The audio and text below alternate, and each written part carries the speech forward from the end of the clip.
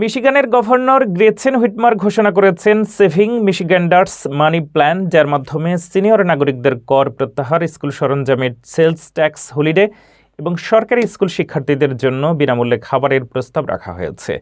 Budget প্রক্রিয়ার মধ্যেই এই পরিকল্পনা প্রণয়ন করা হবে, যা পরিবার ও কর্মজীবীদের খরচ কমাতে সাহায্য করবে। বিস্তারিত জানুন রিপোর্টে।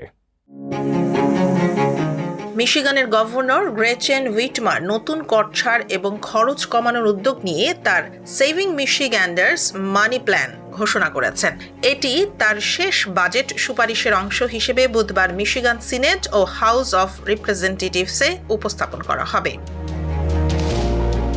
এই পরিকল্পনার আওতায় অবসরপ্রাপ্তদের জন্য রাজ্য কর পুরোপুরি প্রত্যাহার, সোশ্যাল সিকিউরিটি, টিপস ও ওভারটাইম আয়ের ওপর বিদ্যমান কর ছাড় বজায় রাখার প্রস্তাব দেওয়া হয়েছে।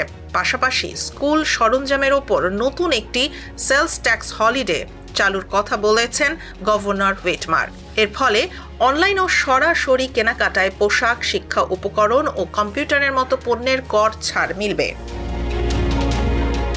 নতুন প্রস্তাবের মধ্যে রয়েছে নির্দিষ্ট সিনিয়র নাগরিকদের জন্য 10% সম্পত্তি কর রিফান্ড এবং সরকারি স্কুল শিক্ষার্থীদের জন্য বিনামূল্যে সকালের নাস্তা ও দুপুরের খাবার স্থায়ীভাবে চালু করা। হুইটমার বলেন, জাতীয় অর্থনৈতিক অনিশ্চয়তার মধ্যে পরিবারগুলোর খরচ কমানো এখন সবচেয়ে জরুরি। তার ভাষায়, এই বাজেট শ্রমজীবী, সিনিয়র ও পরিবারগুলোর জন্য কর কমাবে এবং প্রাক শিক্ষা থেকে কলেজ পর্যন্ত শিক্ষার ব্যয় হ্রাস করবে।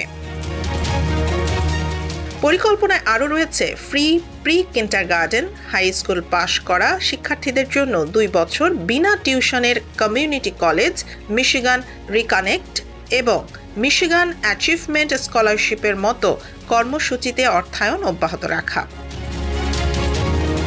তবে বিশেষজ্ঞরা বলছেন, প্রত্যাশিত রাজস্বে প্রায় $900 মিলিয়ন ঘাটতির কারণে এবারের বাজেট প্রণয়ন প্রক্রিয়া চ্যালেঞ্জিং হতে পারে। আইন প্রণেতাদের মধ্যে ইতোমধ্যে এ নিয়ে আলোচনা শুরু হয়েছে।